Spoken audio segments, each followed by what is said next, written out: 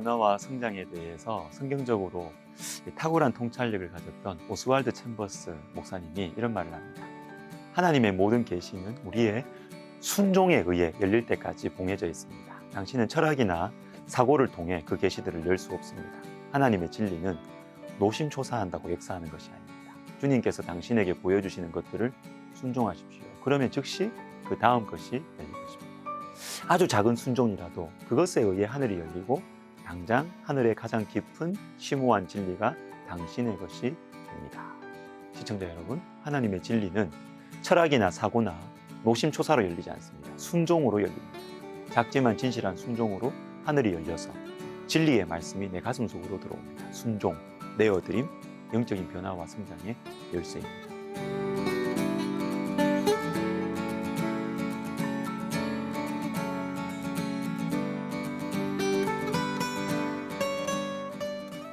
순종은 영적인 삶에 있어서 매우 중요합니다. 영적 세계의 원리입니다.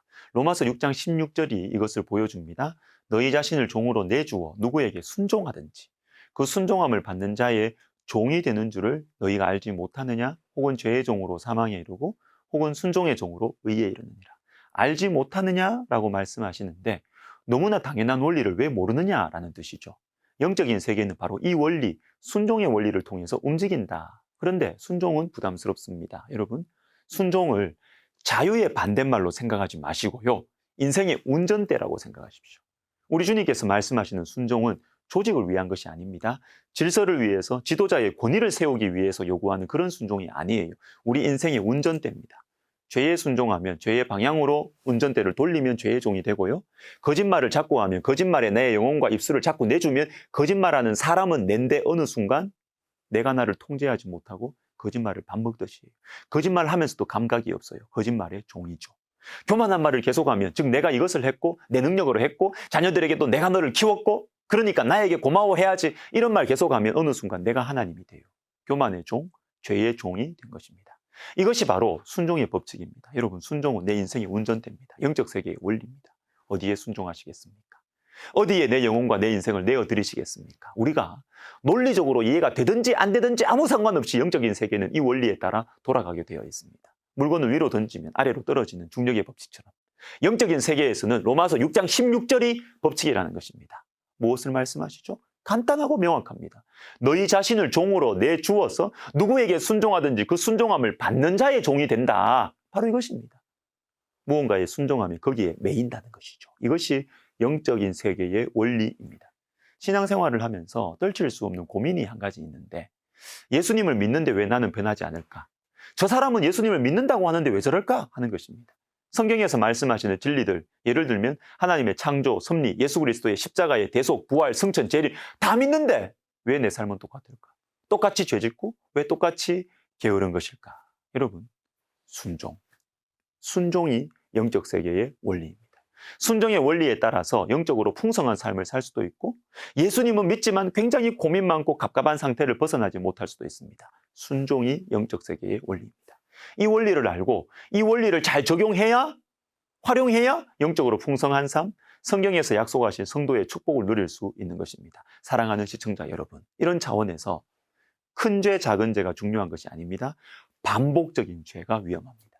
큰 습관적인 죄, 말을 만들어 보면 순종적인 죄가 위험해요. 의로운 행동도 마찬가지입니다. 대단한 봉사, 엄청난 구제 이게 중요한 것이 아니라 반복적인 섬김, 말씀에 계속적으로 순종하는 것 이것이 우리 삶의 기쁨과 평안과 변화의 능력을 가져다 주는 것입니다. 찬송가 288장 예수를 나의 구주 삼고 아시죠? 제가 영적인 문제로 젊은 시절에 고민이 많았던 적이 있었습니다. 매주 설교를 하고 영혼들 만나고 기도하는데 내 마음이 너무 불안해요. 답답하고 괴롭고 삶의 변화와 생기는 없어지고 다 귀찮고 짜증나요. 그러다가 찬송가 288장의 원래 영어 가사를 보면서 은혜를 받았습니다. 특별히 2절, 3절 첫 부분. 온전히 주께 맡긴 내 영. 이 원래 가사는요. Perfect submission, perfect delight. 그러니까 완전히 굴복하면 완전한 기쁨이 온다는 거예요. 3절 주 안의 기쁨 누림으로 마음의 풍랑이 잔잔하니. 원래 가사는요. Perfect submission, all is at rest. 완전히 굴복하면 모든 것이 평안하다. 아, 이거였구나. 사실 당시에 저는 순종이라는 말을 들으면 부담스러웠거든요. 순종? 갑갑해요. 그냥 가만히 있으면 하나님께서 그냥 하늘로부터 평안의 빛을 환하게 비춰주실 거라고 그렇게 편안하게 생각을 했습니다. 낭만적으로. 그러나 순종해라, 굴복해라. 이런 말씀 싫어요. 순종은 구시대, 우리 부모님들, 우리 할아버지, 할머니 세대의 신앙생활이라고 생각했습니다. 나는 그렇게 신앙생활 안 할 거야 라고 생각했죠. 근데 여러분, 그분들이 맞았어요. 우리 부모님들이 맞았어요. 순종해야 은혜의 무기, 사랑의 무기가 내가 그렇게 되는 것입니다. 불의에, 죄에 자꾸만 순종하면 잘못된 것인 줄 알면서 계속 죄를 따르고 거기에 서고 앉게 되면 죄의 종로를 타게 되고 죄의 무기가 될 수밖에 없는 것입니다. 우리 부모님들이 맞았어요. 우리가 무식하게 신앙생활한다고 생각했던 우리 할아버지, 할머니의 신앙이 정말로 맞았던 것입니다. 그분들은 영적인 세계의 원리를 알고 계셨어요. 완전히 굴복할 때, 완전히 순종할 때 완전한 기쁨, 완전한 평안이 온다는 것을 이분들이 아셨던 것입니다. 순종은 영적 세계의 원리입니다. 그러나 이것은 우리 힘으로 할 수 없습니다. 우리 속에 계신 성령을 의지해야 합니다. 로마서 6장부터 8장까지의 흐름을 보시면 이것이 잘 나타납니다. 로마서는 6장 그리고 7장까지 영적인 삶의 문제를 다룬 후에 8장이 펼쳐지는데 로마서 이 8장이 바로 그 유명한 성령장입니다. 예수를 믿는데 왜 이렇게 죄를 짓는가? 아무리 노력해도 변하지 않는 내 모습, 여러분, 성령이 답입니다. 성령을 의지해야 됩니다. 그리고 기도할 때 성령의 도우심을 받을 수가 있어요. 에베소서 6장 18절, 즉 성도들이 마귀와 죄의 권세들과 싸울 수 있도록 하나님께서 주신 전신갑주 다 설명하신 후에 이런 말씀이 나옵니다. 모든 기도와 간구를 하되 항상 성령 안에서 기도하고. 모든 기도와 간구. 기도해야 앞에 나온 무기들이 작동을 한다는 것입니다. 여러분, 기도와 순종은 같이 갑니다. 순종이 영적 세계의 원리라면 이 영적 세계의 원리를 익힐 수 있는 방법은 기도입니다. 기도해야 죄를 이길 수 있습니다. 기도해야 사랑할 수 있습니다. 기도는 내 마음대로 살지 않겠다는 결심이에요. 기도한다는 것은 죄에게 순종하지 않고 하나님 말씀에 순종하겠다는 결단입니다. 여러분, 우리 정말로 기도합시다. 그래서 성령의 도우심으로 순종하는 복된 삶을 살아가면 좋겠습니다. 기도하겠습니다.